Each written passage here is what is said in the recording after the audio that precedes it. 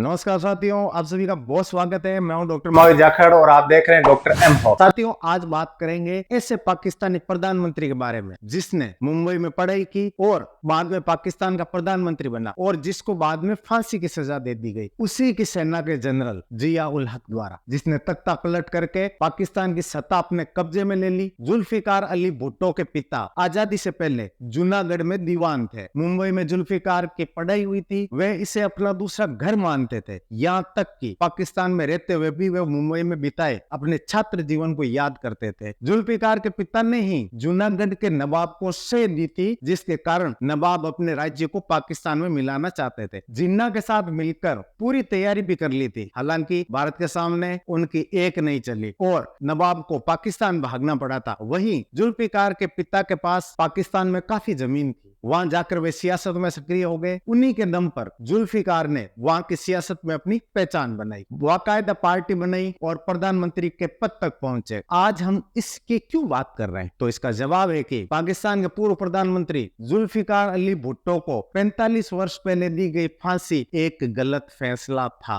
पाकिस्तान की supreme court ने उनकी मौत से जुड़ी एक याचिका पर सुनवाई करते हुए यह फैसला सुनाया। इससे हर कोई हैरान रह गया। पाकिस्तान की सुप्रीम कोर्ट ने कहा कि मामले में निष्पक्ष सुनवाई नहीं की गई। पाकिस्तान के पूर्व प्रधानमंत्री जुल्फिकार अली भुट्टो की फांसी को उनकी मौत के 45 साल बाद सुप्रीम कोर्ट ने इसे गलत ठहराया। इससे पाकिस्तान की सियासत में भूचाल आ गया। जुल्फिकार अली भुट्टो के बाद में पाकिस्तान में ऐसा कोई प्रधानमंत्री नहीं हुआ जिसने पूरे 5 साल का कार्यकाल तक सत्ता में रह पाया हो। पाकिस्तान के उच्चतम न्यायालय ने बुधवार को कहा कि देश के पूर्व प्रधानमंत्री जुल्फिकार अली भुट्टो को 1979 में सैन्य शासन ने फांसी दे दी थी, लेकिन उनके मामले में निष्पक्ष सुनवाई नहीं की गई थी। मुख्य न्यायाधीश काजी फैज ईसा ने पाकिस्तान पीपुल्स पार्टी के संस्थापक को दी गई मौत की सजा से संबंधित राष्ट्रपति के संदर्भ की सुनवाई के दौरान शीर्ष अदालत की 9 सदस्यीय पीठ की सर्वसम्मति वाली इस राय की जानकारी दी। दरअसल पूर्व राष्ट्रपति आसिफ अली जरदारी ने अपने ससुर भुट्टो को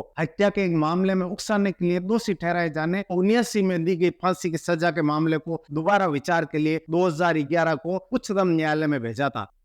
न्यायालय ने यह फैसला सुनाया। न्यायमूर्ति ईसा ने कहा, लाहौर उच्च न्यायालय की ओर से मामले की कार्रवाई और पाकिस्तान के सर्वोच्च न्यायालय की अपील संविधान के अनुच्छेद 4 और 9 में निहित निष्पक्ष सुनवाई और उचित प्रक्रिया के मौलिक अधिकार से मेल नहीं खाती। शीर्ष अदालत ने हालांकि अपनी राय व्यक्त की, लेकिन यह भी कहा कि भुट्टो को सुनाई गई मौत की सजा को बदला नहीं जा सकता था, क्योंकि इसकी इजाजत ना तो संविधान देता है और ना ही कानून, और इसीलिए ये एक फैसले के तौर पर नहीं देखा जाएगा। उच्चतम न्यायालय ने इस पर अपनी विस्तार से राय के बाद में जारी करेगा। जिन्ना के मुल्क के जनरल मोहम्मद जिया उल हक ने बहुत ही चतुराई से तख्ता पलट किया था और सत्ता पर कब्जा जमा लिया। इसकी भनक प्रधानमंत्री जुल्फिकार अली भुट्टो तक को नहीं लगी। पाकिस्तान में भले ही जनता चुनकर अपना प्रतिनिधि संसद में भेजती हो, लेकिन सेना का दखल सत्ता में हमेशा रहता है। इसका अंदाजा इस बात से लगाया जा सकता है कि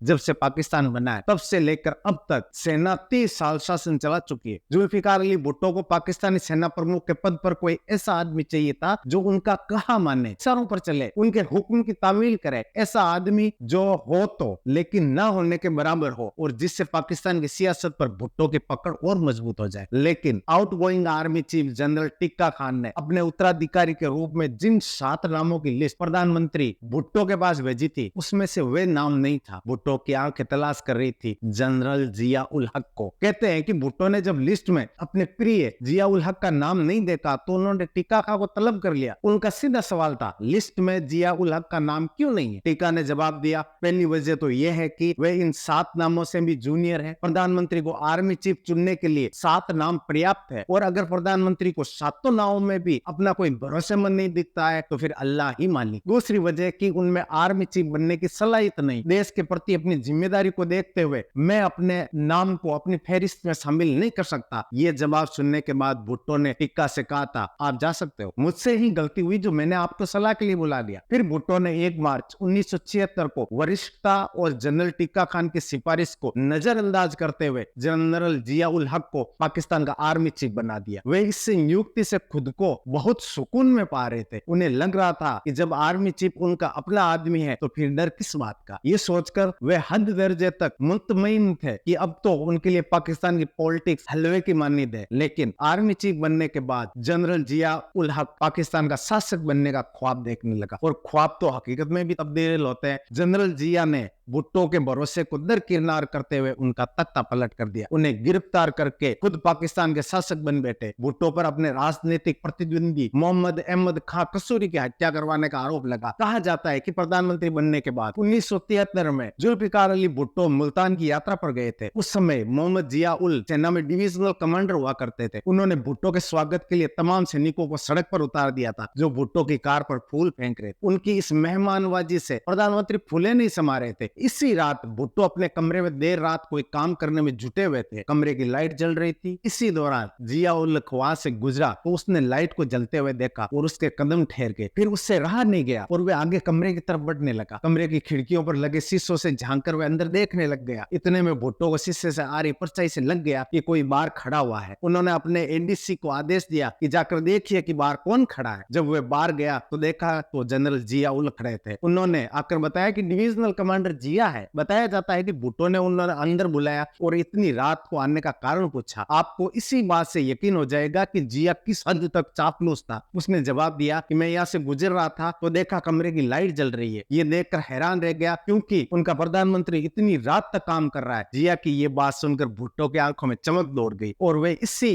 तुरुप चाल में फंस गए और उनकी बात साथ धीरे धीरे जिया समझने लग गया था। भुट्टो की जीवनी लिखने वाले स्टैनली वॉलकॉट ने अपनी किताब में एक जगह लिखा है, जब जनरल जिया ने भुट्टो का तख्ता पलट नहीं किया था तब की एक घटना है। जनरल जिया सिगरेट पी रहे थे, तभी प्रधानमंत्री जुल्फिकार अली भुट्टो वहां पहुंच गए। जनरल जिया कुछ समझ ही नहीं पाए उन्होंने ऐसे मौके पर क्या किया जाए। उन्होंने जलती सिगरेट के साथ अपना हाथ पैंट की जेब में डाल लिया। थोड़ी देर बाद जब कमरे में कपड़ा जलने बदबू महसूस की गई तो पाया गया कि जनरल जिया का पैंट सुलग रहा है। भुट्टो मुस्कुराते हुए कमरे से बाहर चले गए। इसी घटना से उनका यकीन और पुख्ता हुआ होगा कि ऐसा डरपोक जनरल कभी उनके खिलाफ सिर उठाने की सोच भी नहीं पाएगा। अपने कार्यकाल में भुट्टो ने कभी जनरल जिया को गंभीरता से नहीं लिया। वे उनका तरह तरह से मजाक उड़ाते, कभी बंदर बताते, कभी कार्टून। एक राय यह भी है कि अपमान का घूंट पीते पीते जनरल जिया के अंदर भुट्टो के लिए नफरत का पहाड़ खड़ा हो गया था। वही नफरत उनकी बगावत और भुट्टो को फांसी पर लटकाए जाने का सबब बनी। और एक दिन ऐसा आया कि जिसे भुट्टो ने उसके ऊपर बेइंतहा भरोसा किया था, उसने भीतरघात करके उनकी जमीन से सत्ता की कालीन खींच ली। उसने उसके लिए ऑपरेशन फेयर प्ले चलाया था। ये 5 जुलाई की 1977 की बात है। पाकिस्तानी सेना के जनरल जिया उल हक ने जुल्फिकार अली भुट्टो का तख्ता पलट कर दिया। इस बारे में जुल्फिकार अली भुट्टो की बेटी और पाकिस्तान की प्रधानमंत्री रही बेनजीर भुट्टो ने बताया था कि एक पुलिस वाले ने पाकिस्तानी फौज को प्रधानमंत्री आवास घेरते देखा तो जान की बाजी लगाकर छिपते छिपाते दरवाजे तक आया। पुलिस वाले ने नौकर से हड़बड़ाकर पूछा कि भुट्टो साहब को खबर दे दो, फौज उनकी हत्या के लिए बढ़ रही है। बेनजीर भुट्टो ने बताया था कि उस रात मां चीखते हुए मेरे कमरे में आई और बोली कि जल्दी जागो जल्दी। तब तक फौज ने हमारे घर पर पूरी तरह से कब्जा कर लिया था। हम लोग तो समझ ही नहीं पा रहे थे कि क्या हो रहा है, इसलिए हमला किया गया है। आखिर एक दिन पहले ही पाकिस्तान पीपुल्स पार्टी और विपक्ष में समझौता हुआ था। जनरल जिया उल हक ने 2 दिन पहले मेरे पिता जुल्फिकार अली भुट्टो के पास आए थे और वफादारी का वादा किया था। भुट्टो ने इस तख्ता पलट का विरोध किया। वो पूरे देश में जनसभाएं करने लगे। 3 सितंबर को सेना ने उन्हें गिरफ्तार कर लिया। उधर जब प्रधानमंत्री जुल्फिकार अली भुट्टो को ये खबर मिली तो उन्होंने कहा कि मेरी जिंदगी खुदा के हाथ में है। फौज अगर मेरी जान लेने आ रही है तो छिपने का कोई मतलब ही नहीं है, उन्हें आने दो। साथ ही उन्होंने फोन पर जिया उल हक से बात की तो उसने कहा कि अभी कुछ समय के लिए आपको हिरासत में लेना पड़ रहा है, अगले 3 महीने में दोबारा चुनाव करवा दूंगा